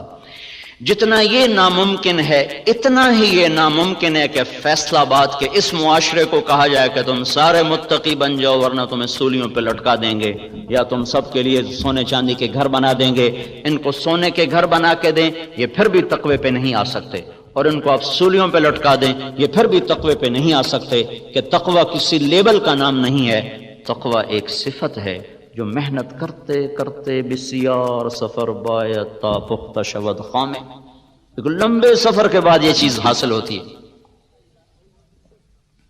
تو جیسے ایک بیج کو بنانے میں کتنے سال لگتے ہیں، پھر اس کو زمین میں بونے میں، پھر اس کو درخت بننے میں، پھر اس کو پھل دینے میں، ایک تدریج ہے۔ انسانوں کو انسان بنانا ایک تدریجی نظام ہے، یہ طاقت کا نظام نہیں، ٹھیک ہو جاؤ سارے، نہیں ہو سکتا۔ بچہ پیدا ہوتے ہی لوگ رشتہ نہیں تلاش کرتے، بچہ پیدا ہوتے ہی لوگ دودھ تلاش کرتے۔ کوئی دیوانہ ایسا نظر نہیں آئے گا جو بچے کی پیدائش کے ساتھ ہی رشتہ ڈھونڈنا شروع کر دے۔ 20 برس بعد کی بات کو آج کو نہیں ڈھونڈتا، ان پڑھ سے ان پڑھ بھی کہتا دودھ لے آؤ، کسی پسو دودھ لے آؤ۔ تدریج چلتے چلتے چلتے ایک وقت آئے گا جب یہ خود ہی شادی کے قابل ہو جائے گا۔ بیج بوتے ہی اگلے دن جا کے کوئی نہیں پھل دیکھتا۔ ہاں ہر کوئی انتظار کرتا ہے، اچھا جی 1 سال گزر گیا، 2 سال گزر گئے، 3 سال گزر گئے، اب انشاءاللہ اگلے سال پھل آ جائے گا جی، 3 سال کے بعد آپ پھل لیں گے جی۔ ہم نے باغ لگایا تھا کوئی 30-32 ایکڑ، تو ابھی چند پہلے کی بات ہے، میرا چھوٹا بھائی مالی سے پوچھ رہا تھا، انہوں نے کہا پھل کدا لینا ہے کہ جی حالی 2 سال دیر ہے، تو اس نے کوئی نہیں کہا یار اسی بڑی دیر نال لایا سانو ہنے پھل چاہیے۔ اچھا بھائی ٹھیک ہے، تدریج کائنات کا ایک ایسا محکم قانون ہے جس کو نہیں توڑا جا سکتا، لیکن دین کے معاملے میں ہم جذباتی ہو جاتے ہیں، اس میں کہا ابھی ہو جائے، ابھی ہتھیلی پہ سرسوں جما دے۔ راواں میرے گاؤں کے ساتھ ہی قصبہ ہے راواں، تو وہاں میں جماعت میں گیا تھا، تو ایک وہاں صاحب تھے، وہ بڑے جوش میں آ گئے، تم تبلیغ والے بالکل تمہارے اندر نہ کوئی ایمانی غیرت ہے، میرے ہاتھ میں طاقت دو، میں ایک دن میں سب کو سیدھا کر دوں، تمہارے پاس اتنے لوگ اکٹھے ہو گئے، تم سارے اسلام آباد کا رخ کر دو تو انقلاب آ جائے گا، تم کیا ایسے لوگ اکٹھے کرتے ہو چلے جاتے ہیں، میرے ہاتھ میں طاقت تو میں سب کو ایک دن میں سیدھا کر دوں۔ بیچ میں ایک آدمی بولا میاں صاحب تھوڑے پتر نماز پڑھ دینا کہ وہ تو کوئی نہیں پڑھ دے کہ پہلے انہوں تو پڑھا لو، ڈنڈے سے تو اولاد نہیں مانتی۔ میں جب اسکول میں تھا سینٹرل ماڈل 69 تک میں رہا، 64 سے 69 تک میٹرک وہیں سے کیا تھا، 6 سے 10۔ تو ہمارے ایک وارڈن آ گئے تھے ہاسٹل کے، طالب حسین مرحوم، بڑے نیک استاد تھے، لیکن اس وقت ہماری سوچ فاسد، تو ہمیں بالکل زہر لگتے تھے۔ انہوں نے نماز کو لازمی قرار دے دیا، حاضری ہوتی تھی مغرب کی نماز میں اور عشاء کی نماز، 2 نمازوں میں حاضری ہوتی تھی۔ تو عشاء کی نماز ہو رہی تھی، میں سب سے پچھلی صف میں کھڑا تھا، میرے برابر میں ایک لڑکا مرید کے کا آ کے کھڑا، میرا روم میٹ تھا، 1 سال مجھ سے پیچھے تھا، تو اس نے آ کر نماز کی نیت باندھی، 4 رکعت نماز فرض عشاء واسطے طالب حسین دے، اللہ اکبر۔ ہاں جی، وہ میری نماز بھی ٹوٹ گئی، اور میں کہا ایک ہی کیتا ہے کہ میں تو طالب حسین دی پڑھدا پیا، رب دی تو پڑھدا کوئی۔ تو ہم لوگ جو کہتے ہیں حکومت تم تبلیغ والے ایسے بس مری مری باتیں کرتے ہو، ڈنڈا ہاتھ میں سب کو سیدھا کر، وہ ایسے سیدھے ہوں گے جیسے وہ سیدھا ہوا تھا، واسطے طالب حسین دے، اللہ اکبر۔ افراد کو بنانا پڑتا ہے، حکم سے نہیں بنتے، افراد تیار کیے جاتے ہیں، اور ہر اینٹ کو الگ الگ پکایا جاتا ہے، ہر اینٹ الگ الگ آگ مانگتی ہے، تب جا کر وہ تیار ہوتی ہے، پھر جا کر وہ دیوار پہ لگتی ہے۔ ایسے ہی معاشرے کو ایمانی اصولوں پر لانے کے لیے ہر مرد عورت پر الگ محنت کرنا ہوگی، ورنہ اللہ نبیوں کو شروع میں ہی دے دیتا معجزے، پھونک مارتے سارے ٹھیک ہو جاتے۔ معجزات نہیں دیے گئے، معجزات دیے گئے قوت کو بتانے کے لیے، ایسا کوئی معجزہ نہیں دیا گیا کہ ایک نظر ڈالیں اور سب سارے ایمان لیں۔ اللہ کے نبی سے بڑھ کر کس کی نظر ہوگی؟ چونکہ ہمارے ہاں ایک تو جہالت ہے، اور جہالت کا علاج کوئی نہیں، سارے مرض کا علاج ہے، پر جہالت کا علاج کوئی نہیں۔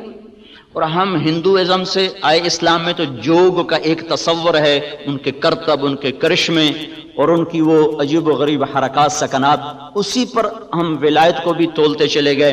اور کچھ ہمارے ہاں چونکہ علم حدیث کا نہ کوئی پہچان ہے، نہ معرفت ہے، نہ قرآن سے مناسبت ہے، تو جس نے جو لکھ دیا وہ یہ ڈائجسٹوں نے، کچے پکے رسالوں نے انسانی عقائد کو بہت زیادہ متاثر کیا۔ کہا وہ تو ہکے نظر نال بیڑے پار ہو جاندے، ہکے نظر نال بندہ کنارے لگ جائے۔ میں کہ چلو ہکے نظر نال کوئی بی تو بنا دیو، ہکے نظر نال کوئی ڈاکٹر افضل تو بنا دیو، ہک نظر پائی تو ڈاکٹر شعیب بن گیا، چلو بھائی ہیں۔ کبھی کہیں کوئی دیکھا کہ ایک نظر سے ڈاکٹر شعیب جیسا محنتی آدمی اور محقق پیدا ہو جائے؟ یا آپ سارے ماشاءاللہ اپنے لائن کے ماہر لوگ بیٹھے ہوئے، آپ کی زندگیاں لگ گئیں، تب جا کے ایک دولت نصیب ہوئی۔ دین اس سے کھربوں گنا قیمتی دولت ہے، ایک نظر سے اللہ دے سکتا ہے کسی کو؟ اللہ کے محبوب سے بڑی نظر کس کی ہوگی؟ اللہ کے محبوب سے طاقتور تاثیر صحبت کس کی ہوگی؟ اور آپ کو کتنی تمنا تھی کہ قریش میری قوم ایمان لے آئے، قوم نے نکالا، ایمان نہیں لائے۔ 250 آدمی ٹوٹل مسلمان تھے جب آپ مکہ چھوڑ کر تشریف لے گئے، 250 ٹوٹل، 13 برس کی محنت میں 250 آدمی۔ یہ زمانہ کرشمات کا نہیں ہے، معجزات کا نہیں ہے، اسباب کا جہان ہے، انسان بنانے پڑتے ہیں، اور انسان بنتا ہے مسجد میں جا کر۔ مسجد ہے جو انسان کو انسان بناتی ہے، مسجد کی زندگی، مسجد کا ماحول ہے جو انسان کو انسان بناتا ہے، جس سے لیبارٹری میں آ کر سائنس کھلتی ہے، مسجد میں جا کر انسانیت کھلتی ہے۔ یہ پہلا گھر اللہ نے زمین پر بنایا تو مسجد کو، ان اول بیت وضع للناس للذی ببکۃ مبارکا، پہلا گھر جو ہم نے زمین پہ بنایا ہے وہ بیت اللہ کو بنایا ہے، مسجد کو بنایا۔ ہمارے نبی جب مدینے میں گئے سب سے پہلے قباء میں گئے تو مسجد بنائی، مدینے میں پہنچے تو مسجد کو بنایا، پھر امت کا تعلق مسجد کے ساتھ جوڑا۔ یہ تعلق انسانوں کو انسان بناتا ہے۔ تو بھائی تبلیغ کا تصور انقلاب یہ ہے کہ ایک ایک دانے کو بنایا جائے، اور دانے کو طاقت سے نہیں بڑھایا جاتا، دانا اپنے قدرتی ایک نظام کے ساتھ بڑھتا ہے، پھر خود بخود وہ درخت بن کر اوپر تک چلا جاتا ہے۔ ایسے ہی انسانوں کو انسان بنانے کے لیے ایک محنت ہے، جب اس دھارے میں ڈال دیا جاتا ہے تو آہستہ آہستہ آہستہ وہ خود انسانیت کے مراحل کو طے کرتے ہوئے پھلدار بن جاتے ہیں۔ تحریکوں میں شور و شغب ہوتا ہے اور مثبت کام خاموشی سے ہوتے ہیں۔ درخت مثبت کاموں میں یہ فرق ہے، منفی کاموں میں شور ہوتا ہے، ہنگامہ ہوتا ہے، نتیجہ کوئی نہیں ہوتا۔ مثبت کام چپ کر کے ہوتے ہیں، خاموشی سے پھول کھل جاتا ہے اور اپنے آپ مہکنا شروع کر دیتا ہے۔ خاموشی کے ساتھ درخت سایہ دار بن کے پھیل جاتا ہے، روزانہ بڑھتا ہے پر پتہ نہیں چلتا، روزانہ قد آور ہوتا ہے پر شور نہیں ہوتا۔ بچہ ماں کی گود میں روز بڑھتا ہے پر پتہ نہیں چلتا، اور وہ 6 پاؤنڈ کا ہو کر وہ 50 کلو تک چلا جاتا ہے اور پتہ نہیں چلتا، شور نہیں ہوتا۔ مثبت کام ایسے خاموشی کے ساتھ اپنا سفر شروع کرتے ہیں اور وہ ایک زندگی کو اپنی لپیٹ میں لے لیتے ہیں۔ ایک عرصے کے بعد مولانا الیاس صاحب رحمۃ اللہ علیہ نے تحریکی راستوں سے ہٹ کر مثبت راستوں پہ کام شروع کیا۔ 6 بر اعظم میں اللہ نے تبلیغ کی محنت کو متعارف کرا دی۔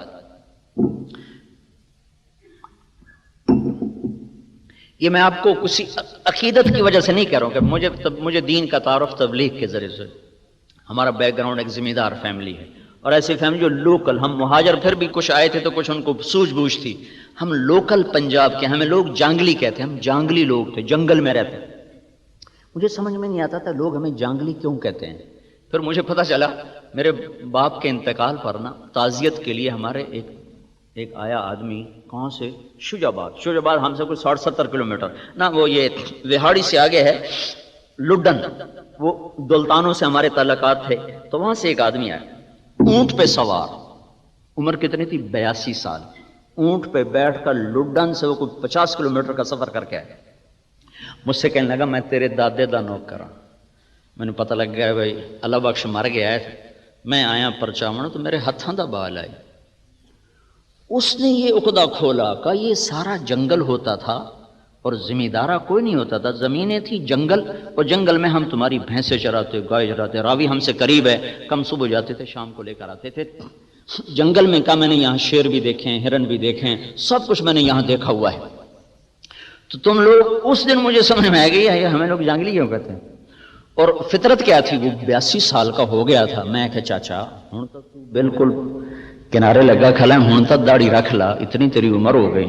آکھنا کا پتر رکھ تا لواں، ساری زندگی چوریاں کیتیاں تے ہوں توبہ تا کر لئی ہے، پر کسے کسے لے ککڑ حالی بھی لکا لینا تے مڑ میں داڑھی نال لپی گیا تو بڑا بھڑا کام۔ ایسے ہمارے نوکر ہوتے تھے کہ 82 سال کی عمر میں کہ ککڑ حالی میں لکا لینا، ہاتھ چاہ جائے۔ تو ہمیں تو کوئی دینی بیک گراؤنڈ تھا نہیں، تبلیغ کی محنت کو اللہ نے ذریعہ بنایا اور ایک رخ ملا۔ تو اب یہ نہ سمجھے کہ میں اس عقیدت کی وجہ سے تبلیغ کی اہمیت کو بتا رہا ہوں۔ اللہ نے مجھے 6 بر اعظم کا سفر کرایا، اسی دعوت کی نسبت سے کرایا، اور پھر ہر گھاٹ کو دیکھا، چکھا، پیا بھی، اترا بھی۔ یہ تبلیغ ایک انوکھا ہی کام ہے جو اللہ نے امت کو دیا ہے۔ پچھلی صدیوں میں ایسا کام نہیں ہوا جس نے امت کے تمام طبقات کو ایسے لپیٹا ہے۔ جب 1996 میں ہم شوبز کے لوگوں میں داخل ہوئے، کرکٹ والوں میں داخل ہوئے، تو ایک اداکار مجھ سے کہنے لگا، توبہ کر کے کہنے لگا مول صاحب بس اب ہدایت آ جائے گی، اب دین پھیل جائے گا۔ میں نے کہا کوئی الہام ہوا؟ کہنے لگا نہیں، ہم لوگ ہیں برائی کے پروڈیوسر. جب ہم توبہ کر گئے اب سارے لوگ ہی توبہ کر جائیں گے. ہم سے برائی پھیلتی ہے کہ ہمیں اللہ کا ڈر پیدا ہو گیا ہے تب سارے ہی لوگ توبہ کریں گے. تو اللہ تعالیٰ نے اس طرح اس کو چپکے سے پہلے دیمک کی طرح باطل کے اندر اس کو ایسا داخل کیا ہے کہ اندر سے ساری عمارت کھوکھلی کر کے رکھ دی. اگرچہ آج بھی شکل نافرمانی کی زیادہ ہے لیکن اللہ تعالیٰ نے حق کے گراف کو بڑھایا ہوا ہے. یوں جا رہا ہے، یوں جا رہا ہے، یوں جا رہا ہے. اور امت کے تمام طبقات کے اندر اللہ نے اس محنت کو داخل کیا. پرسوں کے اخبار میں نے یوسف کو دیکھا سجدہ کرتے ہوئے تو مجھے بڑی خوشی ہوئی کہ جب یہ 3 سال پہلے آیا تھا مسلمان ہوا تو اس نے مجھ سے کہا کہ میں یہ کراس بنانا میری مجبوری ہے، میں ابھی اسلام ظاہر نہیں کر سکتا. تو یہ میں کرتا رہوں جو میں نے کہا کرتے رہو، کوئی نہیں، اس کے کرنے سے کیا تم مکھی اڑانے کی نیت کر لو، مکھی اڑا رہے ہیں آپ تو کراس کی نیت ہی ختم ہو جائے گی. تو یہ وہ لوگ تھے جو ہمیں اپنے دروازے پہ نہیں کھڑا ہونے دیتے تھے. ایسا تکبر تھا. جب میں پہلی دفعہ سعید انور کے گھر گیا تو کوئی میرے خیال ہے 1.5-2 کروڑ تو صرف اس کے پورچ میں کھڑا ہوا تھا. ایسی عجیب و غریب قسم کی گاڑیاں. اور اتنی چھوٹی عمر میں اتنا رزق بھی مل جائے، عزت بھی مل جائے تو تکبر تو آپ ہی آ جاتا. ان لوگوں میں ایسے دین کا پہنچنا اور ان کا دین کی طرف آنا یہ ایک آسمانی نظام ہے، اس کے پیچھے کوئی انسانی طاقت کوئی نہیں ہے. یہ اللہ کا اپنا غیبی نظام ہے جس نے زیر و زبر کرنے کا ارادہ کر لیا ہے باطل قوتوں کو. تو اللہ کی سنت یہ ہے کہ آہستہ آہستہ لاتا ہے، آہستہ آہستہ بات کو اللہ تعالیٰ اوپر چڑھاتا ہے. تو تمام طبقات انسانیت میں اللہ نے اس محنت کو داخل کیا ہے. تو آپ بھائیوں کی خدمت میں گزارش ہے اپنے تحقیقاتی کاموں کے لیے وقت نکالو. جہاں اچھے بیج تیار کرنے ہیں وہاں اچھے انسان بھی تیار کرنے ہیں. یہ ادھورا کام ہو. ہم امت محمد صلی اللہ علیہ وسلم ہیں، ہمارے ذمہ انسان بنانا بھی ہے، خود بھی انسان بننا ہے، اوروں کو بھی بنانا ہے، اور انسانیت کے لیے سہولت کی راہوں کو بھی ہموار کرنا ہے. اپنے شعبے کے ساتھ بھی انصاف اور انسانیت کی بھی خدمت کرنی ہے، ان کو بھی اللہ کے قریب کرنا ہے. وہ احسان عظیم ہے. دنیا میں تبلیغ سے بڑا ویلفیئر کا کام کوئی نہیں ہے جو دیکھنے میں کچھ بھی نہیں نظر آتا، لیکن یہ وہ ویلفیئر سوسائٹی ہے جو انسانوں کو جہنم سے ہٹا کر جنت کے راستے پر ڈال دیتی.